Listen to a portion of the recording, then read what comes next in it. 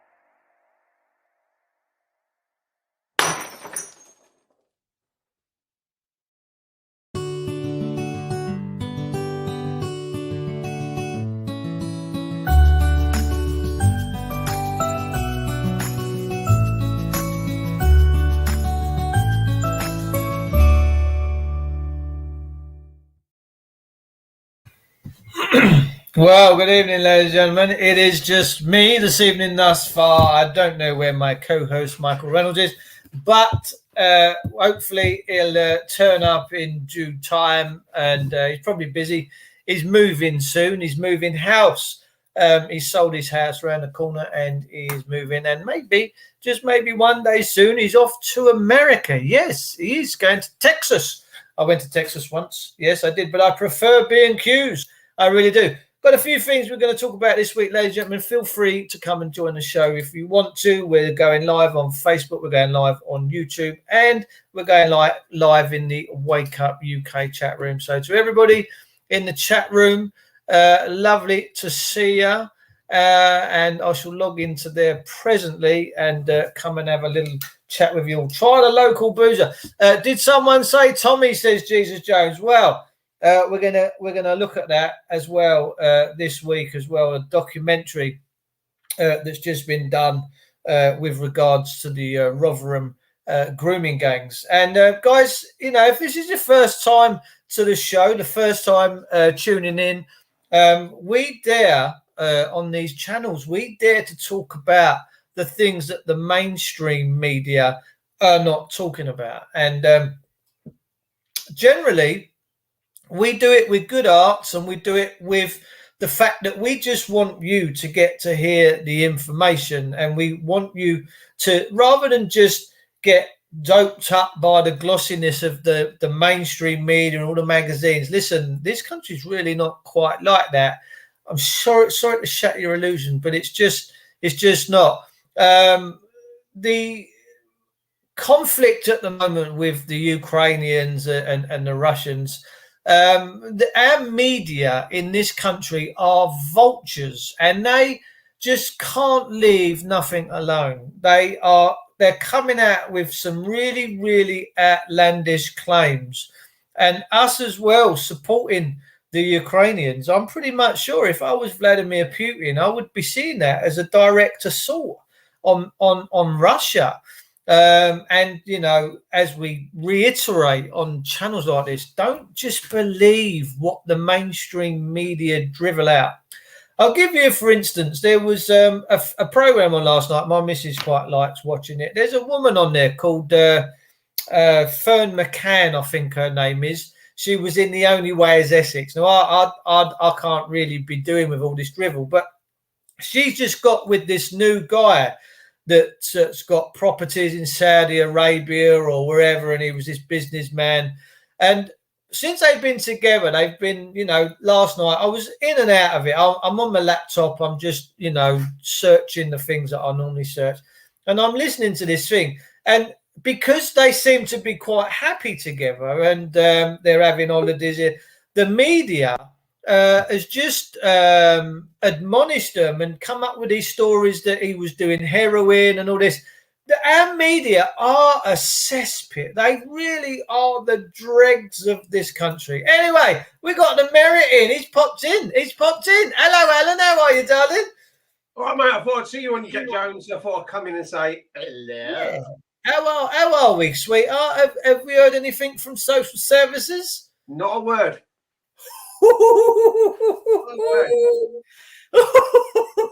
Zero. Big duck's egg, mate. A big fucking duck's egg.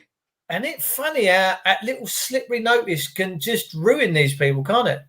I've been a bit slippery myself. I must admit, I've been a bit slippery myself because... No. Listen, you have to be that way nowadays. Yeah. Well, what I've done is, just in case, because these fuckers are so fucking slippery. They're in this fucking bubble. You're in their fucking theatre, in their temple, whatever you want to fucking call it. Amen. They will try every fucking thing under the book and everything. So what I've done is I've drawn so much out of my bank accounts, right? Yeah. I done something slippery. I really did a fucking classic. I don't want to say too much about it. No, don't say too much. Yeah. It was a classic. So I've drawn quite a lump sum out of one bit. I've got to go back tomorrow and do something else, right? And it'll leave pittance. So if they go and get a court order to fucking access my bank accounts, right, to try and asset strip me, as we were talking about, I know. There'll be fuck all in there. Yeah, good. So I'm sorry to say that, but at the end of the day, my missus has paid all her fucking life, and it's free at the fucking point of delivery. If you paid into your contributions, your national insurance contributions all your life, why should you fucking be paying for it again? They want to take your house. They want to take your fucking everything. Just asset strip you completely. It's just everything that you see, everything you do. I was watching fucking something the other day where these councils are employing these people to fucking fine people £75 for dropping a fag butt. I know. You pick the fag butt up, they can't do fuck all. But they're going out and asking people their names and addresses, claiming to be officers, and they've got no jurisdiction at all. None at all. They work for a company called Kingdom Security, most of them. Yeah. And they make £50 million a year. And I mean, that they are what they are. There's a dude up north in Manchester. I've known Charlie Veets for quite a few years now, probably since I've been chatting truthful sort of stuff. And I used to chat with Charlie. Very, very good. And he goes around Manchester helping people that have been stopped by these people. And he goes, listen, just come in here with me. They can't follow you in. They're going to leave you alone. And he saves them. And it's good. But then part of the problem, Alan, is that I'm quite fiery. I've got quite a bit of a, as you want to say, choir about me. I'll call a copper a cunt if he stood in my lounge, and I will. And when they say mind your language, I tell them, don't tell me what to say in my own fucking house. Who the fuck do you think you are? Yeah. Sorry, guys and girls at home, if that offends you, but that's how you've got to be now. And when I did that, this copper just shut up. He didn't say anything. How dare they? How fucking dare they come into our houses like this and do what they're doing to us? So listen, you ain't being slippery at all. You're fighting fire with fire. These people are vampires. Yeah. And we know how to deal with vampires, right? Like that one. Yeah, suck the blood out of you. They fucking do. It's like, I'll tell you what, I was at Telford last Saturday. Yeah, let's listen about that. I'm interested in this, because was this the thing with TR? Yeah. And you have to be careful what you say. Even when you have to be. You have to be careful. If you say the name, bosh. Oh yeah, he's mincemeat. If you mention that name on here, it's like garlic to a vampire. Completely gone. I thought it was going to start about 12 o'clock, so I got there about, I don't know, 10 o'clock. Yeah. Like I do, and I started doing a live and started filming it. And believe it or not, there was people starting to gather. When I first got there was only a few cars. There was more old Bill at one stage there than there were, what do you want to call them, protesters or rallyists or whatever you want to call them. We've got to be careful what we turn around and say to people now, because they're trying to bring in laws now to say that protest, and I keep getting this thrown at me, you're a protester. I said, no, I'm a campaigner. Just words, I'm campaigning for something that happened years ago, and because of what happened to me, we're trying to prevent it from happening today. If you have a little bit of a voice, and the classic is Darren's coming on tomorrow night with me and Dave. Brilliant. On Darren Webster. And he's a good lad. Yeah, Darren Webster said to me, Al, he said, look, if it weren't for you speaking out, I wouldn't have had that voice. And he's gone on to do loads of interviews with Sean Atwood. Yeah, yeah. Darren is an absolutely, brilliant guy. And we'll hear a little bit more from him. There's a few things been going on, but you know what? At the end of the day, what we've got to remember is what we are doing and what it is all about and what it's for. Egos, there's a few people with egos out there. And a lot of these people, they're making it about themselves. Yeah. And it's got nothing, or let's put it bluntly, it's got fuck all to do with children and saving our children. So let's just forget about all this shit he said, she said. Let's just get on and do what's better for the fucking children. Because while they form this divide, David, it gets worse. Yeah. And we've seen too much of this shit, over the years. We've seen too much crap. At the end of the day, look, you put me in a corner, I'm like that proverbial rat. You fucking jump at me, I'll fucking jump back. I don't like doing it. The worst part about me is sometimes that the insecurity and whatever happened to me as a child, I apologize for everything. If I sneeze in front of the wrong person or at a dinner table, I still say sorry. God, mate. It is tough, man. It is tough. It's a devilish system, and most people, like, you talk to them about stuff, and they just want to put their hands in their fingers in their ears. No, I don't want to listen. I don't want to know. Well, it's coming. The time's coming where they're going to have no choice but to be paying attention. It's coming. It's coming like a steam train right now. Yeah. There are so many people out there now, really, really, really struggling. And they're all through greed, man. I mean, it is just purely greed. There's a woman this week, because the social service, oh no, we have to take the children because they're at risk.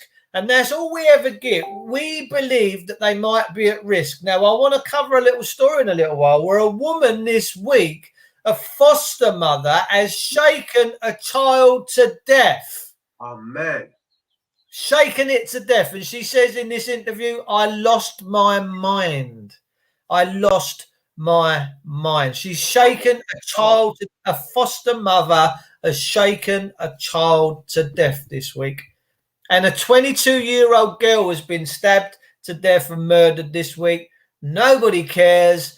I done a live stream earlier on Facebook this week, and I'm asking people, what point are they going to actually stick morals and life and life is the value first? At what point are we all going to go, we've made a right hell of a mess about this, and we need to do something about it? Because it's got to stop, Al. This poor girl, 22-year-old, being murdered, this kid being shook to death by this foster mother. I mean, personally, I think these councils and system have got a hell of a lot of answering to do. A hell of a lot. Get me started on councils, Dave, because you know how I feel on councils, the amount of times that I have written to them, the amount of emails I sent to them. Listen, this corporation has a lot to answer for, and it's big time.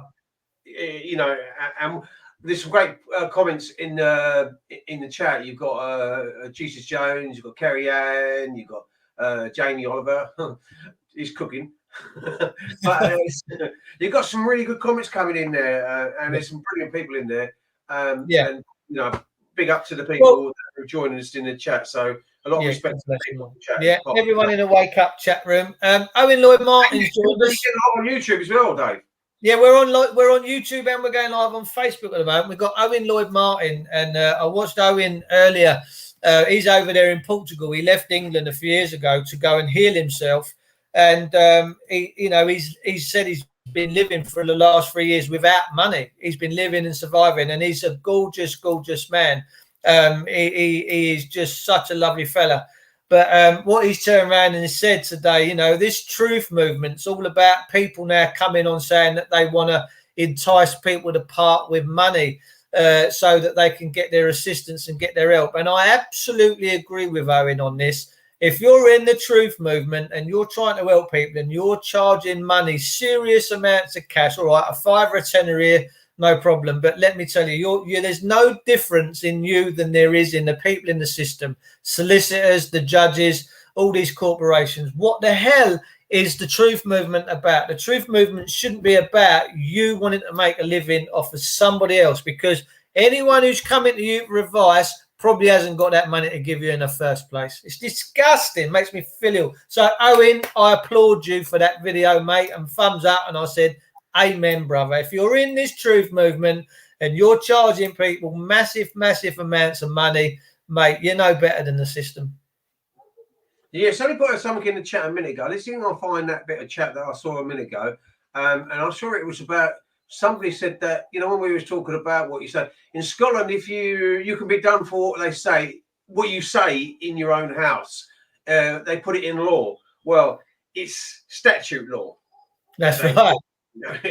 So we take much notice of acts and statutes or statute law. Well, we don't play in that kind of game. We are not exactly, you know, and we've proven that there are things you can do. It's like, I love Delroy and Charles, and I watch their show every Tuesday night without fail.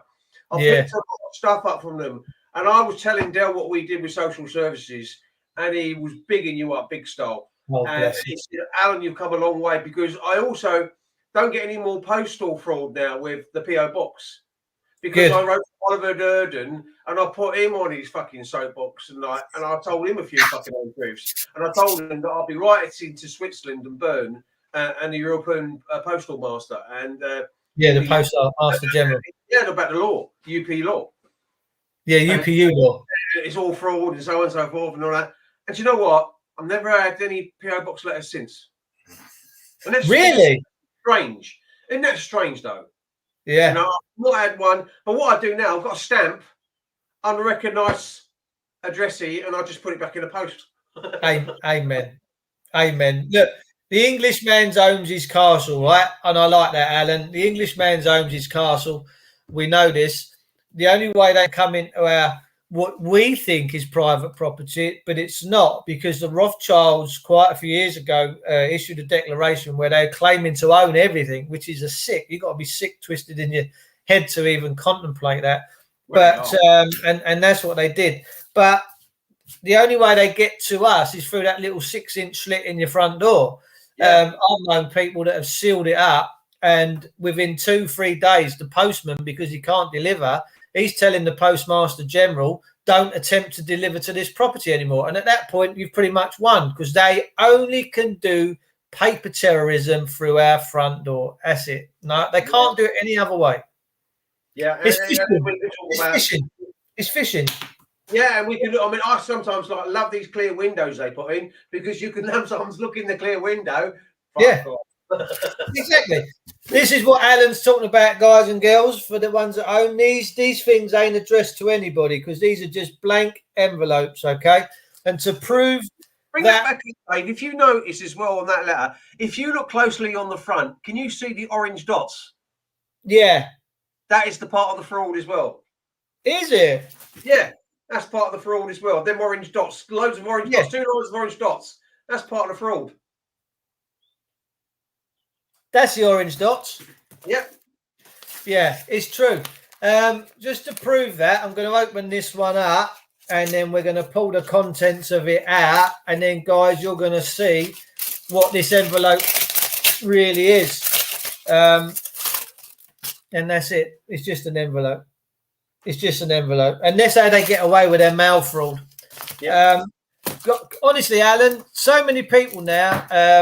And what I said to a mate of mine earlier, Geffin, he's in Wales. He wanted to do all these different bits and bobs. I said, when you know the law and you know about the promissory notes, you know about all these other bits and bobs, and you know what the judges and the magistrates must adhere to because they can't just circumvent what is written and what governs them, then you can go in there with confidence and say, hang on a minute, the law in your system says that if a promissory note is tendered correctly, it must be treated as cash. There's case law, and it's in, so you can't circumvent it, and they can't. And they've got to, look, I go to someone's house, you go to someone's garden, right? They say to you, right, Alan, I want you to trim me bush over there. I need the grass cut in, and I need this watering and that. You go and do it. If you don't do it, they're going to pull you up on it. And you're going to go, oh, Christ, okay, I'll go back and make sure everything's proper. That's what we have to, and you've got to do your job properly. And that's the same with these people, right? They've got to do their job properly. They cannot circumvent that which is they deem to seem to think is their own law. Now, Jamie Oliver's saying archery law and mandate was a sub law. It was a sub law, but it's true. You had to go for archery practice after church on a Sunday. Between 1400s and 14 and 4 are to own a bow. I've got bows and arrows. People have always said to me, Dave, you know, have you got any you interested in guns? And that I'm like, no, I'm not interested in guns, but I do have bows and I do have other bits and bobs because I'm passionate about it. I quite like to keep me hand in. You know, we've got to get back to castle doctrine. We've got to get back to that you can put your head on a pillar of a night and sleep easy knowing that the copper ain't going to break the freaking law. And this is why Bob White's case has been so fabulous, is that, you know, a High Court judge, QC, has now told Kent Police that you're unlawful trespassers. And that has got to be sending ricochets round the system because now, see, you can rely on the case law and say, well, you can proper. Change that now because it's law. It's case presence. There so you go. You can throw that straight back in their face and turn around and say, hang on a minute, bosh. Yeah, there you go. It's like quoting Rice versus Connolly. That's it. Others, you know, and Majensky is what is it? Is it Majensky versus others? I don't know. There's so many, Alan. Case laws that there are out there. There's so many of them that it's got to the stage now. You've got to know. You've got to do a bit of research because, like we do, what you just put up about the bow and arrow. A simple example of that, right, is Hackney carriages in the old days, right? The horse and carriage. To feed his horse, he had to have a bale of straw on that carriage, right? Hey. So they because it choked him. So they get that bale of hay, and if you get pulled up and you pull up a taxi and say, have you got a bale of hay in your store? What the fuck you got a Hackney carriage license for? Do you know what I mean? You go back to old laws and old terms, but then it's like, can I see in your boot? What do you see my fucking boot for? See if you've got a bale of hay in the back. That's what a Hackney carriage is. No, horses lay on straw, but they eat hay. Yeah. And if they got a sweet tooth in the summer, they can get a bit of haylage, which is very sweet and scenty. They quite like that. But obviously, grass is best for the horses. As you know, I've got 3 at home here, and they play us up 24 flipping hours a day. They're funny. It is what it is. We need to. I think we're starting to win now. I think I'm hearing stories that many of these people that were stuck in this Rotherham documentary on about the grooming gangs, they've now left the country or they've gone into hiding. So it's a good thing. We've got to stop the evil. All what we're trying to do, Alan, with everyone, Delroy, yourself, me, we're all trying to stop this evil. That's all we're trying to stop is evil. And that's it. In a nutshell, we are here to try and end this evil. Now, we might not succeed. Who knows? I don't know. But we've got to die trying. And that's the big thing. If you don't try, you don't get anywhere. At the end of the day, we have to put ourselves there. Look, I go all over the country. I film, I speak. I'm in Manchester in August. I'm in London with John and Darren in July, because John is going to cycle. John Wedge is going to cycle from London all the way to George Square. Is he? On a bicycle called Alan Merritt. Oh, bless him! And he's going to raise money. Yeah, good. What he's going to raise money for, and we just got to be careful what we say, because people jump on that bandwagon and think, he's making money or he's pocketing money or whatever. It's going to a good cause, and that cause is Darren needs a lot of surgery. And it's going to be expensive what he wants to do, and he can't get it on the NHS. So he's not a well man, and we're trying to do one thing or another. But I think what he's going to do is call at a few places, like I don't know where he's going to go, to some places like Beechwood and a few other places like that. Previous children's homes where children and survivors now speak out about the horrific historic child abuse that went on these places all them years ago. And yet today, we can get Boris Johnson turned around and talk about spaffing money up the wall on child abuse inquiries, yet he's sending another £1 billion or 1 whatever billion pounder to Ukraine. And the amount of money that we send in foreign aid and so on and so forth, we need to start looking after our fucking own. We do, mate. Look, why Boris Johnson's sending money out to Ukraine, I don't know. That we're poking the bear with a stick, for sure we are. But there was good news. We've had U2, the group U2, Bono, with his bone, has been out in the Ukrainians this week in a subway singing a concert. I can imagine the people was probably screaming to get to the exits. But I'm telling you now, wherever there's a conflict, there's a Bono. I'm telling you, he's fucking everywhere. He's everywhere. Where there's any trouble, I don't even know. I thought this guy was a singer. Yeah. Is he a singer or what is he? I don't know. Don't know. I mean, he's done a few, hasn't he? He's done didn't he do Live Aid and stuff like that? Look, I'll give you a little one, right? Let's just say I'm Bono, right? And I'm sat at home, the Edge is sat there in his chair, strumming his guitar, and the phone rings.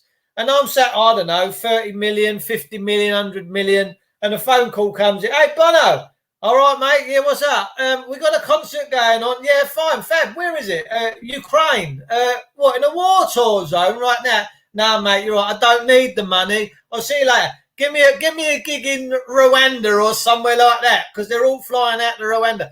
Mate, I don't understand it. It's bullshit. I'm calling it out as bullshit. And you? Yeah. Do you know what? I don't like watching the news anymore, because to me it's just all shite. Mate. It's just anything. Are these fucking people living in the real world? Well, you've got to wonder. My mum, right? Home at night after they've done that. How do they sleep at night? No, full well, they've just been lying to millions of fucking people. Well, my mum earlier this week, I spoke to her. She was out having a little bit of grub with her fella, and she said to me, she said, "Oh, I don't watch the news no more, BBC and that." She said, "I'm all on YouTube." She said, "I'll take Alex Belfield." She said, "I put him on the windowsill. I'm in the shower. I'm listening to him." She said, "I'm chatting to this guy. I can't for Darren, who's the ex-soldier that's speaking out on YouTube, getting lots of views." And I was like, wow. I said, "Really, Mum?" She went, "Yeah, I'm done with the woke left brigade." She's going. My mum's now using words like the woke left brigade, and I'm thinking, man alive, I just had a smile on my face, because like even my mother, my mum's lovely, man, but I'm just thinking she's changing. Her brain's rewiring itself. She's coming out of the mainstream. She can't be doing with it no more. It's beautiful, isn't it? I mean, this social media has give the people a lifeline in as much as we can reach so many people with our messages and our stories, and they can go, oh, blimey. It's not perfect though, Dave. Do you know what I mean? Because with their fact checkers and all that, who the fuck are these fact checkers? Do you know what I mean? Where do they pull them out of? Some fucking app, you know? Who the fuck are they? The standards that they claim, the standards don't mean fuck all. Because if you're going to have standards, stick to your standards. Don't fucking make them up. Well, there you go, brother. There you go. And so therefore it has its faults as well. And it's like the television companies, right? The television. There you go. There you go. At the end of the day, you know, if they don't comply, basically is the word that they want you to do you understand? Do you comply? There right? If they don't comply, they just take their license away from themselves. It's mate, look, here we go. Woman shook a 1-year-old baby she hoped to adopt to death to stop him crying. Court was told a woman accused of murdering a baby she was trying to adopt has told a court that she shook the 1-year-old to stop him crying but did not have any intention of killing him. Laura Castle initially claimed baby Leyland James Corkill fell off the sofa at her home in Barrow-in-Furness in January 2021. Medics treating the child raised the alarm when they found his catastrophic head injuries did not match her story. The 38-year-old continued to maintain his death was an accident until the eve of her trial when she finally admitted manslaughter. She told Preston Crown Court on Tuesday, the 10th of May, she lost her mind and shook the child after he failed to stop crying. I'll tell you what, Al, I mean, and look, social services, let's have a look at them. They're supposed to, their own, look, my mate, she was the counsellor for Maidstone, Sheena. She stood as an independent for quite a long time. And she went to a meeting one night with the head of social services, a man in Kent called Peter Gilroy. Now, I don't have a problem with naming people's names. Fuck it. If it's gonna blow all this out of the water and it's gonna make things come to light, so be it. It needs to be shook up. And he stood there. He's having his glasses of wine and his little canopies with his finger stuck up in the air like a toff. And he said, "Do you know, Sheena?" He said, "I'm going to take 1,000 more children off of families next year." And she looked at him and she said, "Why would you?" And he said, "Because I can." Yeah. Because I can. Yeah. Well, I hope he has a fucking troubled time when he crosses over because he's going straight to the lake of fucking fire, mate. I'm telling you. It's unbelievable. But that's such a... Look, that poor baby, I mean... His real mother and father must be absolutely devastated. Yeah, their kid's now dead. A year old. You know, mate, what have we become, Alan? Yeah, no. I'm totally with you because the dealings that I've had with social services, with the courts, with solicitors, and with the police, you know, and whatever people look. Okay, the days might have gone where, I mean, in my day, I used to get beat to fucking police cells by 8 coppers. And maybe they might not be able to do that, but they say they might not be able to do it, but we know it still fucking goes on. Right? Of course it does. And at the end of the day, they say they've got this and they've got that in fucking place, and there's cameras and there's all this and all that. But at the end of the day, it's like we live in such a fucking false world now. It is a false world, yeah. Absolute false world. And people seem to just go along with it. They like... COVID's not even mentioned now, like it was on the news before. There's not a fucking dicky bird said about fucking COVID anymore. I haven't seen anything about fucking COVID in what? How long have you seen anything? Have you seen anything? No, you know. Well, I don't watch the mainstream media. That's the thing. I know, but I mean, I sometimes put CNN on or something like that, and sometimes I might put it on just to have a look to see what the bullshit of the day is. You know. Well, it's always nice to see a bullshit story of the day because then you can turn around and say to yourself, "Yeah, I've looked in the mirror and I am fucking real." There you go. And that's what you got to do, ladies and gentlemen. You got to look in the mirror and see that you are actually real. Yeah, we are the living man or woman. That's it, brother. That's it, mate. God bless you for that one. Yeah, it's true. But more and more people are now. They've had enough. They've had the voting this week locally. Only 30% of people turned out to vote, and I'm putting my little comments up. People can't be asked. They don't believe in you people no more. Yeah, it's so true. No one. We've all lost their way. Yeah, but they're all the same. Look, whatever. But if you've only got a 2-tier system, which does not fucking work. it doesn't. Whatever anybody says, a 3-tier system, it doesn't work, because all these fucking people that are supposed to be represented of the people aren't representing the people. End of. They're supposed to be righteous. Pockets. These people, the people that run this country, are supposed to be righteous. And righteousness doesn't talk about money. Righteousness is about morals and what is right, and that's it. But Dave, you look at what we've got running the country. You've got Boris Johnson running the country here. You've got Joe Biden running the Americas. You've got fucking Trudeau, Macron, Merkel. You look at what we've got fucking running the country, one in the world. Yeah, right. And that's the best we can do. Yeah, unbelievable. Where's all the visionaries, Alan? What in Australia? It's fucking, it's mad. Where's the visionaries? Look, I'll give you a little, for instance, a friend of mine, Beck Shaw, her son Noah, I think he's about 14, 15. He's obviously got a few hairs around his bits and his testosterone starting to kick in. He's been playing up. Well, he weren't enjoying school, so she's pulled him out of school. He's homeschooling now. She's got him. He's going to help out doing gardening this. He's working on the allotment, and he's a changed kid. He's loving it all. He's really, really, really enjoying stuff. So the point I'm trying to make is we used to be visionary people. We give the world the jet engine.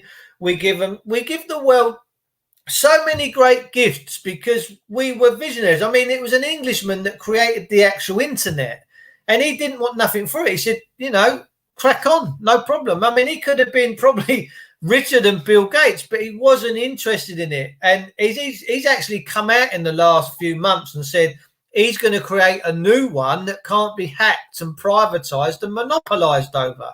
Because when you look at all these Facebooks and stuff, they're using the internet. The internet was never to be not monopolized over. It wasn't set up for that. So even he's come out and said, enough is enough. But where's all the people of vision? Where are the people coming up? And they're true leaders, you see. Visionaries are true leaders. They will, without thinking and feeling, they will lead through their spirit. They will come up with these ideas. They will put people together. They will make greatness happen. And that's what I would love. If I run this country, Alan, and people like me run this country, we would make greatness happen.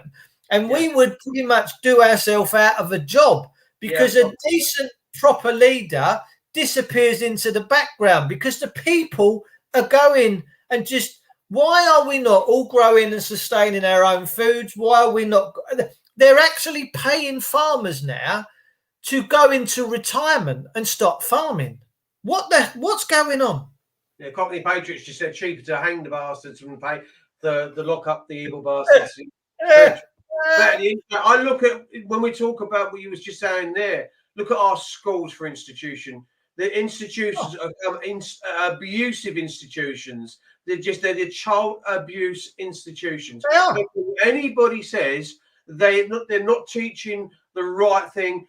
They brought sex education into the curriculum. They're not teaching history. They're not teaching science. They're teaching children as young as 3 and 4 about, 1 skin, 2 skin, 3 skin, 4 skin on a fucking banana. Stick it into a jar of Nutella. That should be maybe 11-year, 12-year-olds. Not let them have their fucking innocence at 3 or 4 fucking years of age. There you go. Not fucking it. They have become abusers. Yeah. They've become institutionalized abusers. We talk about our grooming gangs. Abuse and paedophilia is fucking widespread. It's disgusting. I would stamp it all out, mate. I'm telling you now. If anyone come up before me, who was it the other day? They said about this copper that had done something. I said, well, it was a good job I weren't a judge because he'd have been swinging from the neck for everyone to see. Everyone would see. Everyone. And I know God says, judge lest you be judged and all that, but I'm sorry, you just it's got to stop. We used to be tough people. We really did used to be proper tough. No one messed with the English, the Welsh, and the Scottish. We were tough because we had values and we knew what was fair, right, and proper. And we didn't like it when it went against that. But now, I mean, it's a hullabaloo. Everything's open. It's all on the market. We've got. I've got so many people that have come to me over the years that have been like this guy. 2 years ago, he got pulled over by the police, and they asked him for a blood sample on the side of the road. And he said, "Are you vampires?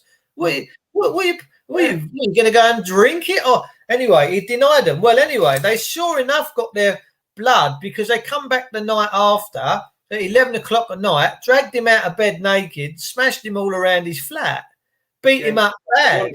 Yeah. That's how they got there. Yeah. But they didn't realise that he had a little camera which was recording it all, and he's got them all banged to rights. But why?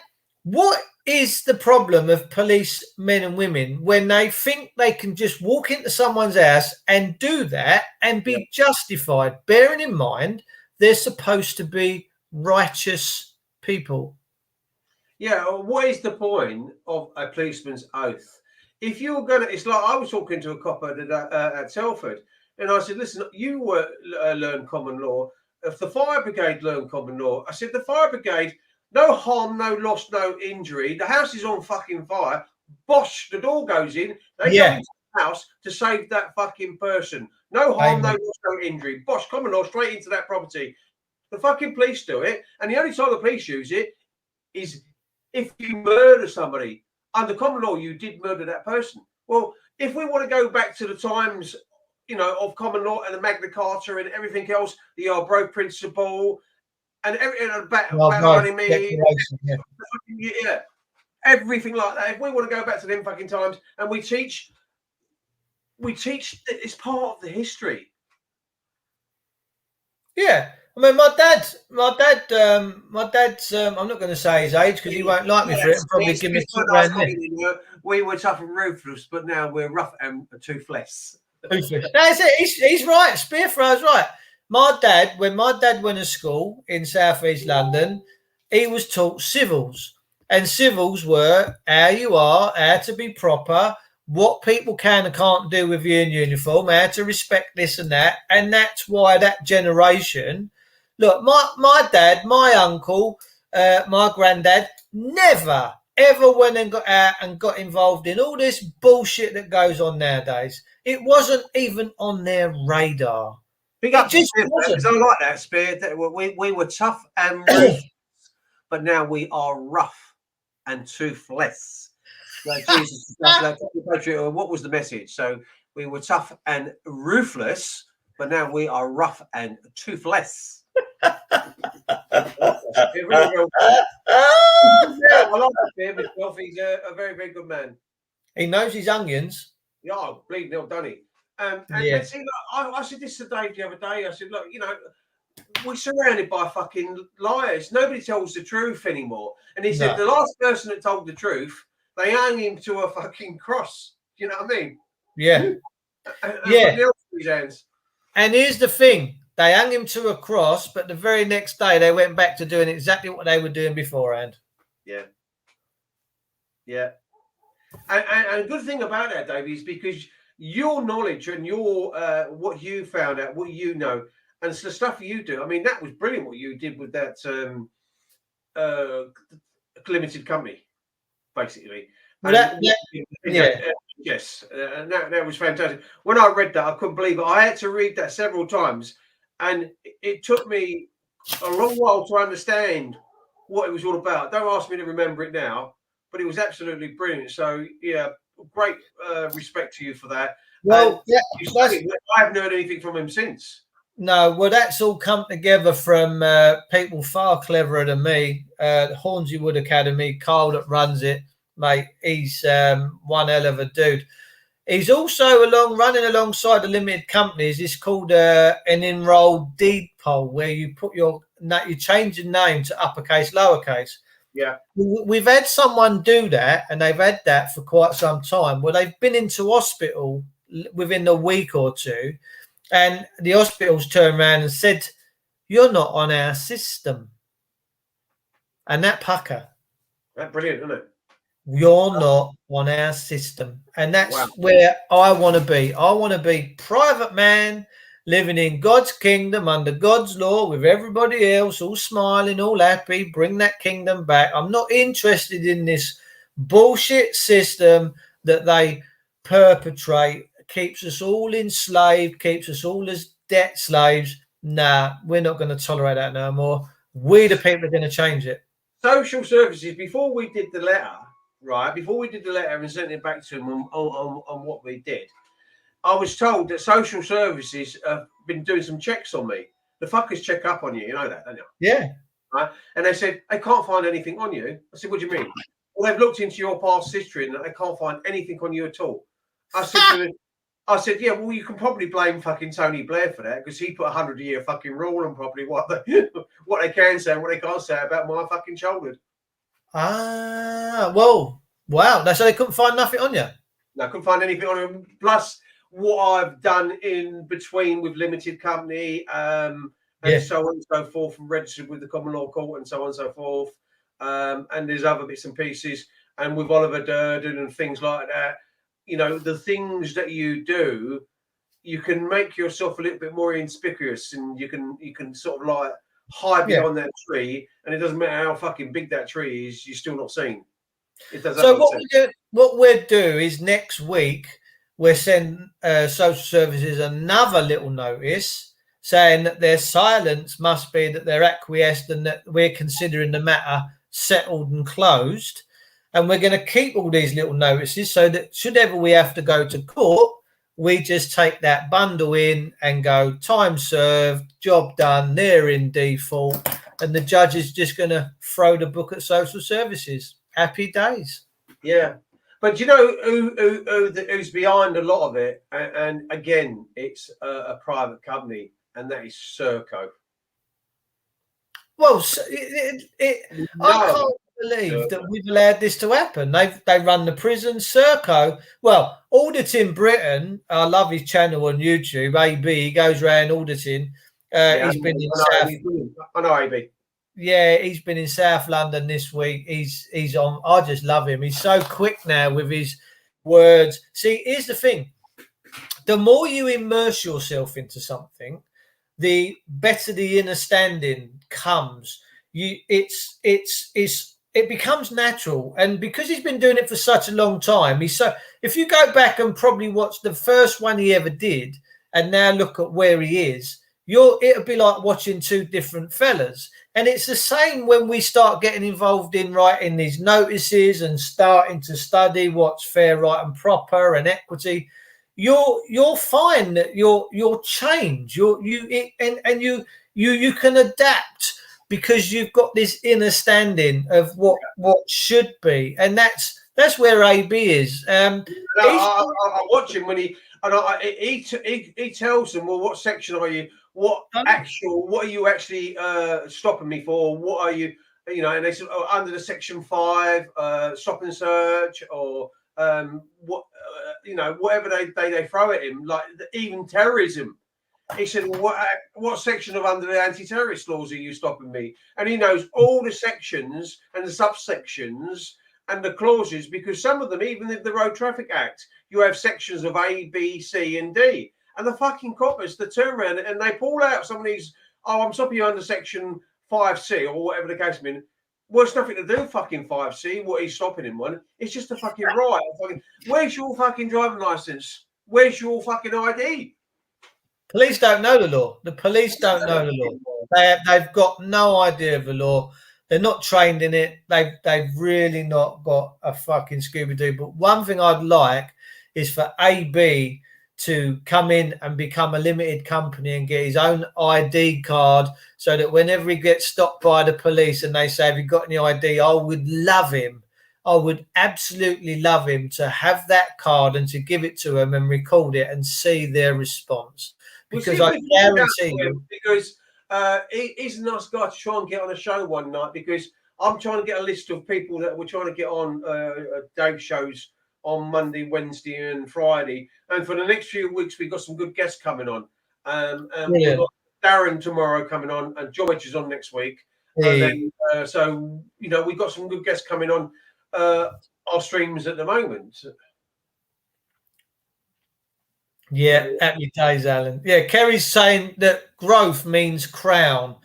You're coming into your crown chakra. You know, when they say, "Oh, we're from the crown," say, "Well, that's good, because I am the crown. I am the thing that God made. So there's no higher thing." And they don't like it when you talk like that. They don't like it when you talk like that. They forget you're sovereign. Well, yeah, sovereign, whatever it is, a creation of the Almighty.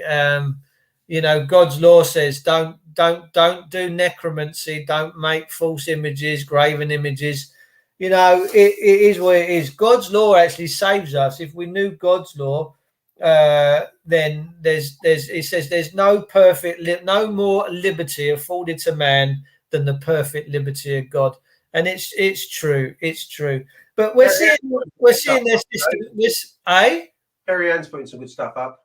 She's fantastic, Kerry Ann. My word, let me tell you, she knows what she's on about. Yeah, only acts and statutes are pantomime. They are. They're just purely fiction. They are. Look, I sat. This was quite a few years ago. I was in my van and I was trying to get to a mate's house. And I got my phone, so I wanted to put the postcode into the navigation thing to get there. And all of a sudden, I heard this. This cop car followed me about 4 miles beforehand, but I didn't even pay any attention. But it pulled in, it crept in behind me, and I thought, oh, here we go. And two of them got out. One was probably my age, nice fella with a beard, close crop grey beard. And the other guy must have been 22, 23, 24. And I'm thinking, bloody hell, my son's older than you. But I didn't have no tax. I didn't have no MOT. And I had my window down, keys in the ignition. And I said a few things. I closed my eyes because I was like, right, I need protection. And when I opened my eyes, I looked at this copper's face. And he looked bothered. He looked bothered, right? When I looked at him, I thought, he just sees something. There was something that manifested, and I couldn't tell you what it was, but there was energy there. And I don't know, because I had my eyes shut, I don't know what he see, but he looked shaken up. He looked a bit like stood back. And they both just got in their car and went. Because like you just said, Dave, they don't know the fucking law. No, they don't know the law. 1 minute they're turning around and saying, well, don't carry your information on you in case your vehicle gets stolen, your license will get stolen, your documents will get stolen. Next minute they're asking you for your fucking documents when they pull you over. Well, isn't that contradictory? You either say, just in case your car gets stolen, don't leave any valuables or documentation in there. Yeah. And then they want to fucking see them every time you pull over. They're mercenaries. I had it once, and I just said, have I committed a crime? And he said, no. I said, hello then. Yeah. No, mate, you're right. Look, I've known people that have been gorgeous Samaritans, very lovely with it. They've all got tax, insurance, MOT, the washer bottle's been filled up, the windscreen wipers are new, the tyre pressures bang on. And they've still had their cars taken and put into a compound and had to pay 700 quid to get them out. So let me tell you, ladies and gentlemen at home, if you're thinking that what we're talking about is crazy, these motherfuckers, they've lost the plot. The police, all the system, they just don't know what's real anymore. They've been lied to. They've been deceived. Big time. The government's allowed them to do, Dave. The government's allowed them so much because they've allowed a lot of this shit to be funded within. Yeah. Right?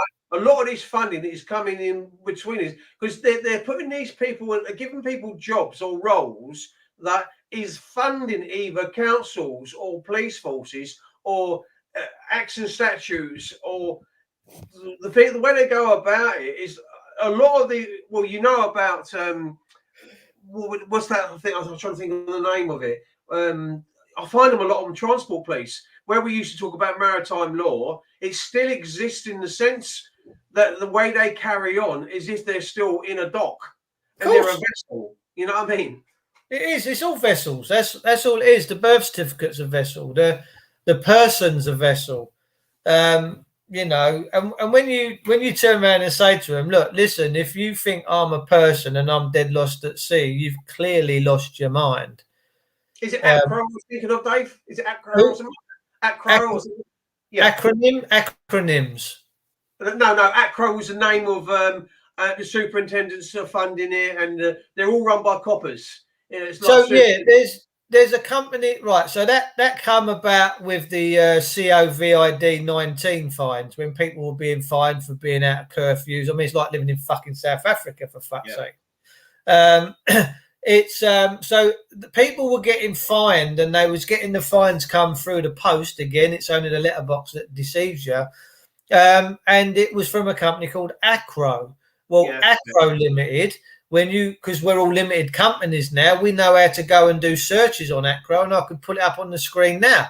You'll see that the company ACRO is there's a chief constable and about 5 officers. Yeah. I'm going to quickly do that so people can see. Look, I don't talk bullshit. I talk facts, man. You know, the fact is ACRO's a limited company, and it's coppers. They're running this. Use my name when there's a fee. There you go. Yeah, if you want services, if you want information from me, I charge by the hour. Yeah, it's unbelievable. It's just unbelievable. But yeah, a company called ACRO. I'm trying to find it. I probably need to. If someone has had a thing through the post from them, it'll have a limited company number on it. And I could check it out. But yeah, so ACRO most definitely is 100% a limited company, and the directors are chief constables and police officers. It's a swindle, mate. I think when Charles was looking at a name that about our courts and looking at our courts, and the majority of our courts are limited companies, and some are actually registered overseas. Of course they are. So what they sometimes do is to try and move the goalposts. If they feel that you're getting one over them, i.e., I'm the living man and I'm Alan Phillip of the Family Merit. When they asked you your name, first name, are you Alan Merritt? No, I'm Alan Phillip of the Family Merit. Then you're claiming to be the living person and not the straw man, or what they want to put you in, whatever act they want to put you in, or case what they want to put you in. And sometimes they go and adjourn it, like they did with Angie. Angie knew they've adjourned her case from I think it was from Liverpool magistrates, hypothetically, to Bootle. So they're trying to put it in a different jurisdiction. So we can look at that. So look, if that they're looking for the person, they're looking for the birth certificate. And they're looking for the name that's on it. Now, here's the thing. You're the beneficiary of that trust, because you're the only living soul that can actually say, I'm Alan Phillip Merritt, or whatever it is, and this is the date of birth. You're the only one that can do that. They can't do it. That makes them then trustees. The minute that you stand up and say, yes, I'm the sole beneficiary, SOUL, of that, I am the living man and the sole beneficiary, their game's over. It's over. You know what I did the other day? I was asked to sign something. So what I did, I thought, I'll fucking do a Dave Wincher here. And I fucking went, double colon, 2 dots, Alan, / Philip, double colon, Merritt, double colon. That's it. Sweet. Yeah, full compound fact. That's a full compound fact, that is. Yeah, I don't run from the name. I mean, I wouldn't run from the name. There's no one in the GRO office that's going to claim that they're the man. I mean, the other thing you can do is take it into the court and stand on it. I mean, fuck me, they've already got your soul print, so you're putting your soul prints on that piece of paper. You've ended their game pretty much straight away. I'm the sole beneficiary. They can't harm a beneficiary. If you start writing beneficiary down on your paperwork, They can't harm a beneficiary. They're not allowed. No beneficiary of a trust can be harmed in this country. Only trustees.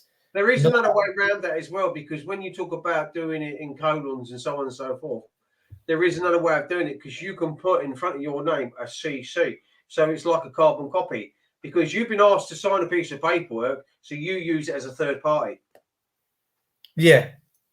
The evaluator, re-evaluator. We've got someone new in the chat room. Lovely to see you. He's saying you cannot claim your own trust account. Someone else has to. So, but it's you be the living man. See, you're the beneficiary. I'm the living man, and that SKV trust is a trust that was set up that my parents unwittingly and unknowingly went and signed and informed on me and give me over to the state, give me over. So Boris Johnson's got his stamp on my arse cheeks. Yeah. But that's very true, because in my case of the assist ADA is when we went into childcare, that was fundamental, because they took they took us from social services. They paid that sum of money for us from our birth certificate. There you go. They stole our birth certificate and they enslaved us from birth, basically. Yeah, chattel. The stocks and every birth certificate floats on the stock market. Every number floats on the stock market. It's Frank is going, I'm live with your live, Frankie. I love that. Who's that dog you had on your live stream? A beautiful looking dog. Frank's got a beautiful looking like an English bulldog, Frank. Beautiful dog. Lauren Page says, copyright, think of the word right.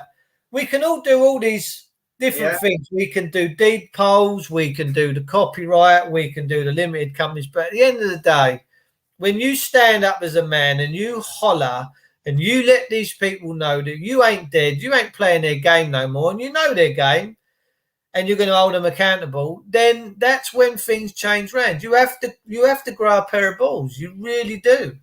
You've really got to grow a pair of balls. Is not to put yourself in their temple fit or whatever the case may be. Just turn around and say no comment, right? No consent, and just do the 3 C's. That's No contract and no consent. Just don't contract with them. But you sign anything, you're contracted with them. If you say something, right, you're consenting to whatever they say. You're agreeing to whatever they say. You just don't get into conversation with them. You just, because they will use, they use this. This is a terrible thing they do. Do you understand? It's a thing they use so much. No, we don't understand. Do you understand? No, I don't understand. No, we don't stand under. Yeah. Well, that's what it means. It means don't stand under. I mean, these are all things that I learned like 13, 14 years ago.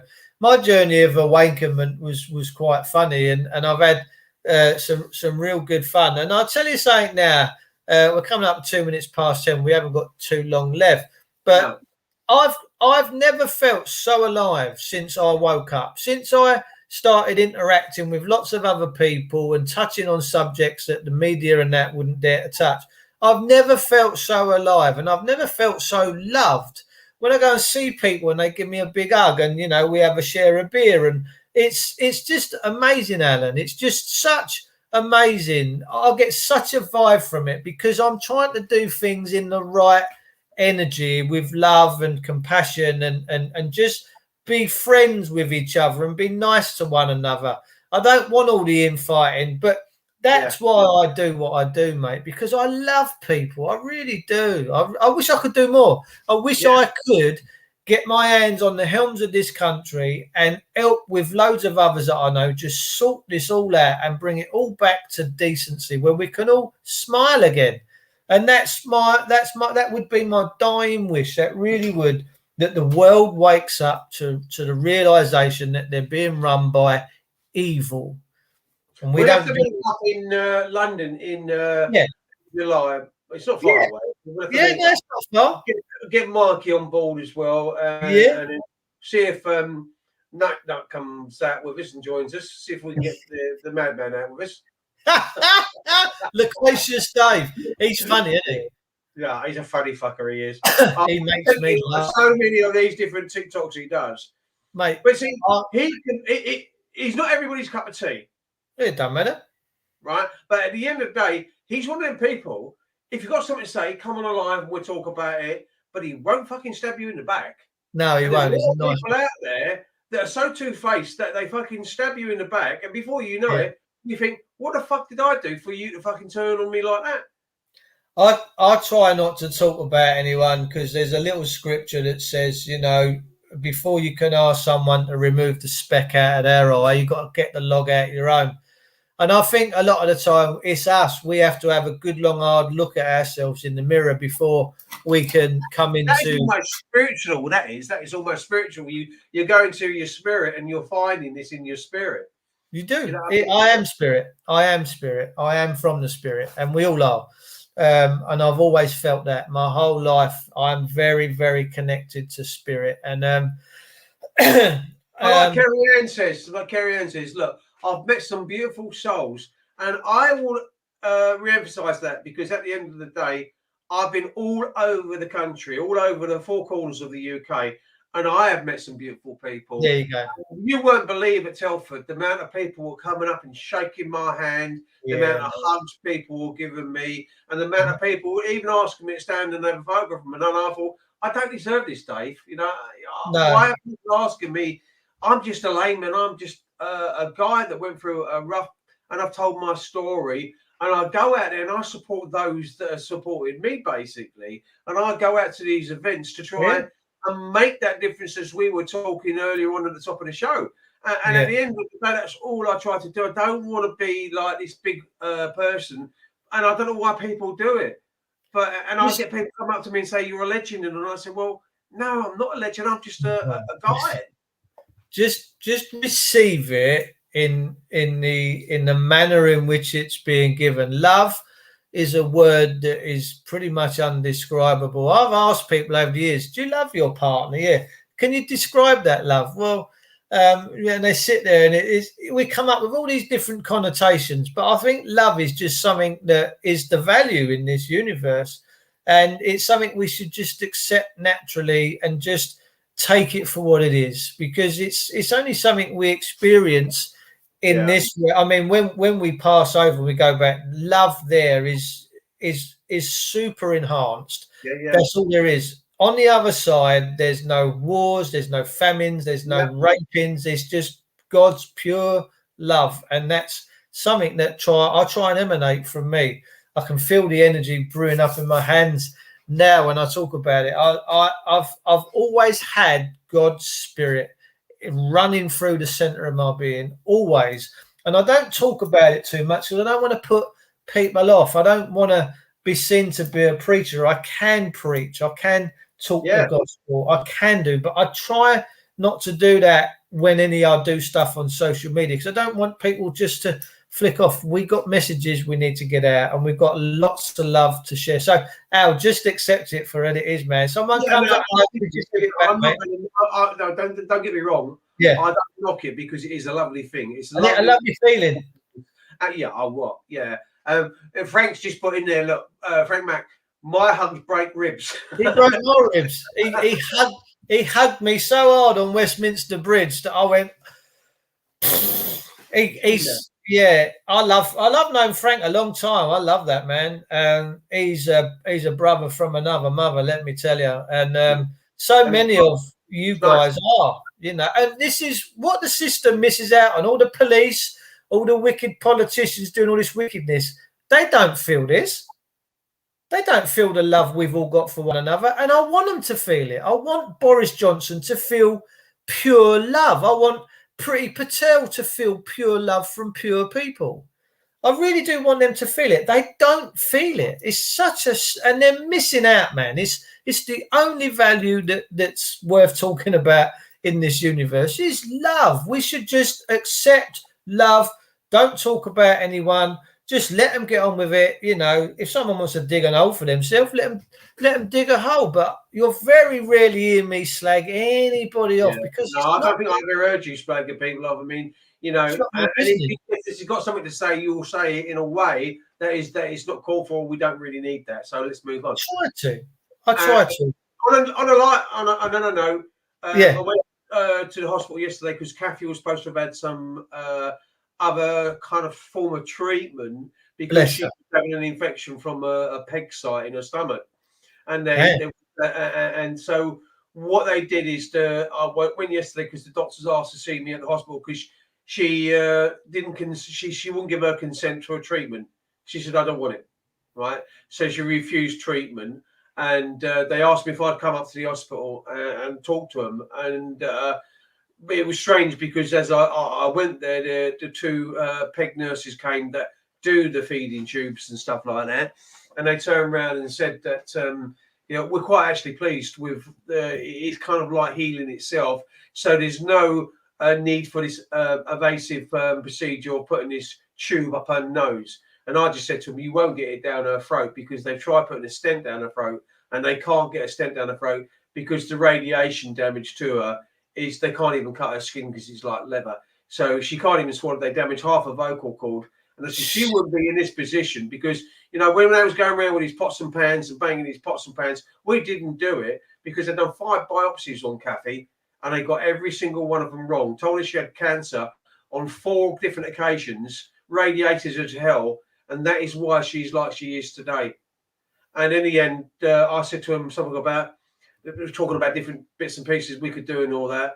And I said to her, look, let's focus on this mucus. She can't bring this mucus up. She's choking sometimes in her throat. And they're giving her suction to get all this mucus out of her throat and then and neck and that. And I said, there must be something you've got in a drug or thing. She said, well, we're giving her carbastine, this thing called carbastine. And I turned around and said, it's not effective. It's not working. It might be working, but it's not working good enough. It must be something else. And then, as I said that, the doctor turned around and said, there is something we could try. And he said, I'll have a word with pharmacy, so on and so forth. And one of the nurses said, we could try that patch. And they put a patch on the side of her neck. And it works? What it is, it's some sort of patch. But they put it right here on the side of her thing. And today, she wasn't crackling. Like when you hear something crackle, where they've probably got an infection on their lungs or something like that. Oh, dear. And that's all the mucus and fluid on the lungs, pneumonia, so on and so forth. And because that one day I went up there, they said she's got COVID pneumonia. I said to her, she had pneumonia last year, she had pneumonia the year before. What is the difference between pneumonia and COVID pneumonia? She said, she's got a build up of fluid on the lungs. I said, you've just described pneumonia. Pneumonia. You called it COVID pneumonia. He got up in the room and walked out. I don't like the truth, Alan. The truth hurts, and but we still have to deliver the truth nonetheless. And we're gonna get her today. She's not sleeping too much, and she sleeps a hell of a lot. But I think that might be the boredom of the place she's at. She's got nothing to do, nothing to see. The telly's broken in her room. I've tried to rig up some sort of equipment for her so she can listen to some music in the background. But at the end of the day, they're talking about putting her back into a care home. So basically, what they want to do is, the fucking treatment on some of those. They put them on a sack barrow, fucking take them to the front door, electronic doors open, and they just tip them out. And that's what they did with her last time, and she ended up back in there 2 days later. It's just the NHS is not fit for purpose now. I'm sorry. I don't think so either. It's a scary proposition, and the sad part about it is we trust these people. Yeah, absolutely. Because when he said about this procedure, and I said, well, what can you do? But you have to trust these people. You have no alternative or option. But there was one time I went into that hospital and I administrated her feed for her because the fuckers didn't know how to work the fucking unit. Because we had a different unit to what they had. And this is like this fucking postcode lottery. One firm comes in with a fucking price for one drug. Another firm comes in for a price for another drug. One thinks, well, we'll go for that price. And another one goes, well, we'll go for that fucking price. And this is set so much confusion in the NHS. They don't know their fucking asses from their elbows. I do, Alan, feel very sorry for this country. And I feel sorry for the people that are going through this time period in every which way, shape and form. And I only hope and pray that it all gets a little bit better at some point and that we come out of the darkness and into the light. And bless your heart, mate. And when you see your wife next, give her a kiss for us and from all of us, no doubt. And we always wish you much love, and we do love you, and we're proud of you. Pride is a bit of a sin, but nonetheless, we use the word pride. We are proud of you, Alan, because you're brave enough to get up, speak out, and do what many people are not prepared to do. And keep going, bruv. Keep going. Thank you, bro. Thank you for having me on tonight. Thank you very much.